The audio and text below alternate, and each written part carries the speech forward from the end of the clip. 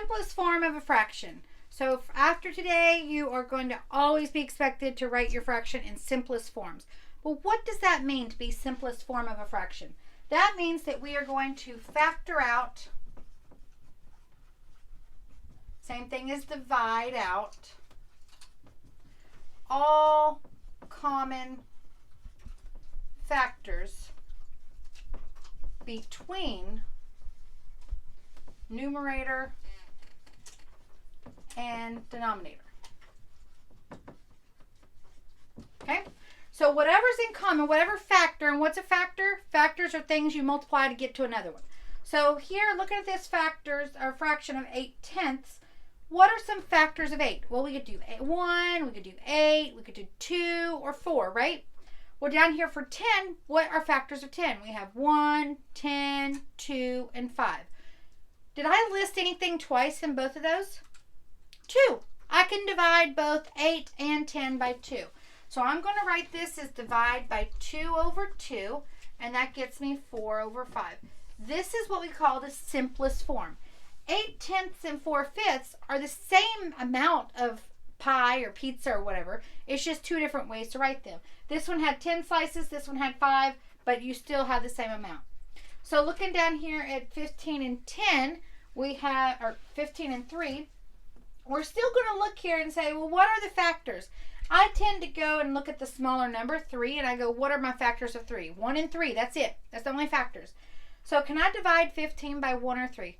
Well, you're never going to be able to factor out 1 because 15 divided by 1 is just 15. It didn't get any smaller. Nothing happened to it. So I'm just going to divide both of these by 3 over 3. And this becomes 5 over 1 or just 5. This is a whole number, and we would write it as a whole number. If it simplifies down to a whole number, you're just going to write the whole number.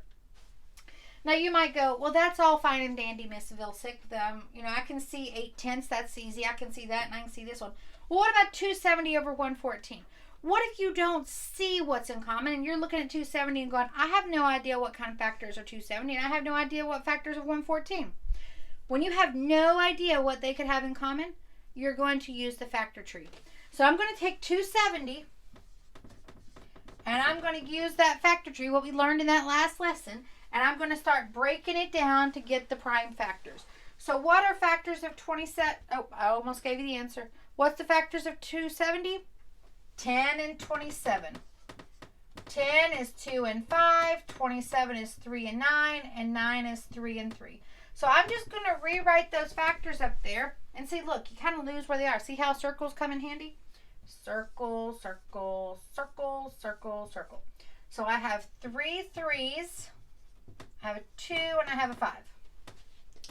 Those are the only things that I can use to divide out 114. So I'm going to take 114. I'm going to do the same thing here. Well, it ends in a 4.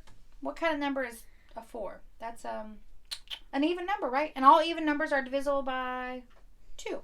So I can divide this by 2. And if you need to, go over and do the little bit of long division. Let me rewrite this just to give myself a little bit of room. 2 goes into 114. So 2 goes into 1. Nope. 2 goes into 11. 5 times. Where do I put that 5? Over the second one there. This will be 10. I subtract. I get 1. Bring down the 4. 2 goes into 14 7 times. So then I have a 2 and a 57. Am I done? I look like I should be done, right? 57, is that prime? Remember, prime means that it only has the factors of 1 and 57. Well, looks can be deceiving there. Remember, we need to go through and check some of our divisibility properties that I've been talking about, scattering through my little lessons.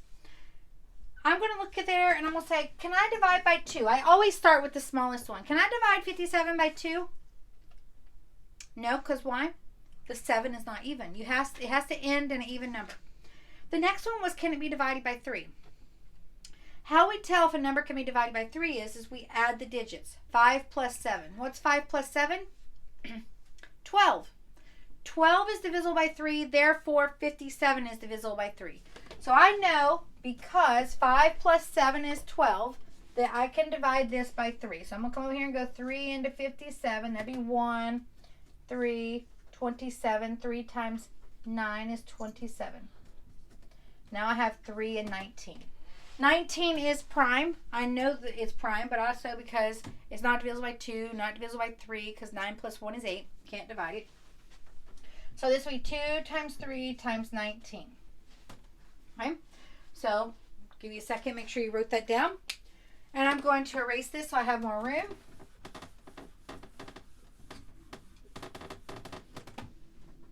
All right.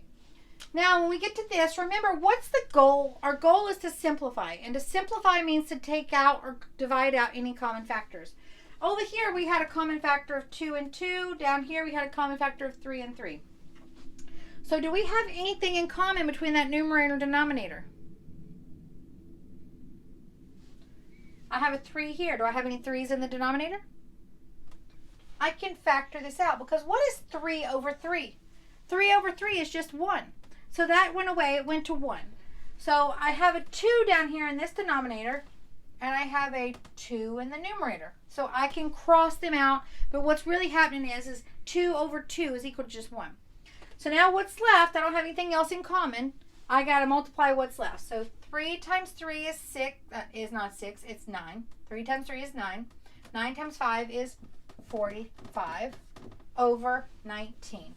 So this is simplest form right there. So if we don't know what's in common and we don't know what we can divide out, we're going to list our prime factors and then we can see what's in common.